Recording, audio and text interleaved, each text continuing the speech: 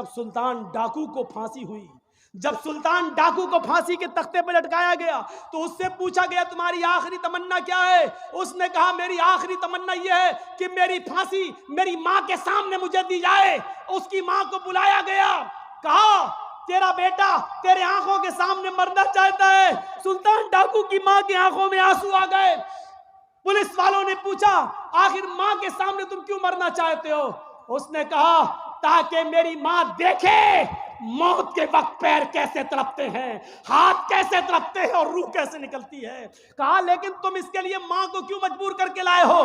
फरमाया पुलिस वालों तुम नहीं जानते हो, जब मैं 8 साल का था, 10 साल का था, मेरी मां ने मुझसे एक अंडा मंगवाया था। मैं एक दुकान पर गया था, मैं अंडा लेने गया था, लेकिन एक अंडा मैंने चोरी कर लिया था दुकानदार का और मैं उसको अपनी जेब में भर लिया था। फिर मैंने उसके पैसे नहीं दिए थे, वापस आ गया। मैंने जब वो अंडा अपनी मां को दिया और पैसे भी वापस किए, मां ने कहा क्या हुआ अंडे वाले ने पैसे नहीं लिए। मैंने कहा नहीं मैं अंडा चुरा लाया हूं। तो मेरी मां ने मुझे थपथपाया था कि बेटा हम लोग गरीब हैं, अच्छा किया तूने ये पैसा बचा लिया, किसी और काम आएगा। फिर यहीं से मुझे चोरी की आदत पड़ती है, मेरे हौसले बढ़ते हैं, फिर मैं डाकू बनता हूं। फिर मैंने लोगों का माल लूटा और जब लोगों ने नहीं दिया तो मैंने उनकी जानें ली। फिर मैं बहुत बड़ा लुटेरा बन गया और इतना बड़ा लुटेरा बना के पकड़ा गया और कानून ने मुझे फांसी की सजा दी। अगर मेरी मां ने मुझे अंडा चुराते वक्त जब मैं घर पे लाया था उसी वक्त एक थप्पड़ मारा होता और अंडे वाले को देकर माफी मांग ली होती तो आज मैं इतना बड़ा चोर नहीं बनता। अब्दुल कादिर जिलानी बगदादी रहमतुल्लाह अलैह की तारीख कौन नहीं जानता, जिनको आज लोग बड़े पीर साहब के नाम से भी जानते हैं, जिनके नाम पर 11वीं की बिरयानी की डेग भी बनाते हैं। वो अब्दुल कादिर जिलानी जब 12 साल के थे, उनकी मां ने उनको एक काफिले के साथ भेजा था। कहा बेटे हालात कितने भी सख्त हो लेकिन झूठ कभी मत बोलना।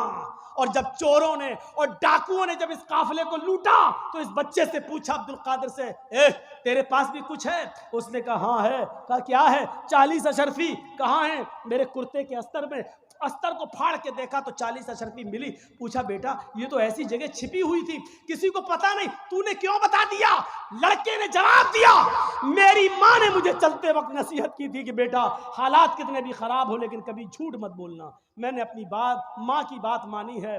चोरों का, डकैतों का, डाकुओं का असर खत्म होता है और रोने लगते हैं और कहते हैं ये बच्चा अपनी माँ की इतनी बात मानता है कि ऐसे मोड़ पर भी उसने अपनी माँ की नाफरमानी नहीं की, हम तो अपने रब की नाफरमानी कर रहे हैं। सारा सामान जो लूटा था सबको वापस कर दिया और सारे के सारे चोरों ने, डाकुओं ने तौबा कर ली। मेरे प्यारे साथियों, एक बच्चा जब अपनी माँ का फरमा बरदार बनता है और माँ की बात मानता है तो माँ की दुआ तमाम डकैतों को तौबा करने पर मजबूर कर देती है। मेरे प्यारे साथियों, ये माँ की तरबियत थी जिसने अब्दुल कादिर जिलानी को एक बुजुर्ग के रूप में पैदा किया है, एक बुजुर्ग के रूप में देखा है। ये माँ की तरबियत थी। और एक उस माँ की तरबियत पर नजर डालो कि देख लीजिए वो एक लड़की जिसका रेप हुआ था और उसके बाद मार डाला गया निर्भया को, और आप देख लीजिएगा उसके चारों कातिलों को जो फांसी दी गई थी अभी चंद महीने पहले या 1-2 साल पहले, जो फांसी के तख्ते पर लटकाया गया। आखिरी वक्त तक भी निर्भया की मां ने और निर्भया के बाप ने उन मुजरिमों को माफ नहीं किया। हर कोई अपने रिश्तेदार के कातिल को माफ करना गवारा नहीं करता। खुद आपका बेटा जिसने आपके आंखों के सामने मार डाला हो, क्या आपका कलेजा उसको माफ कर देगा? आपका दिल कभी गवारा नहीं होगा। आप तो चाहेंगे कि इसको तड़पा के मारा जाए।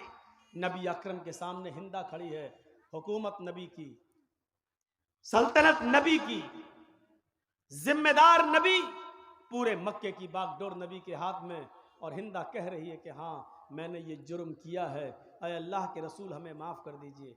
और आप अपने कलेजे पर पत्थर रखकर, अपने दिल पर पत्थर रखकर कहते हिंदा जा मैंने तुझे माफ कर दिया, लेकिन एक रिक्वेस्ट है, एक अपील है, एक गुजारिश है, मेरे सामने मत आना, कभी भी मेरे आंखों के सामने मत आना।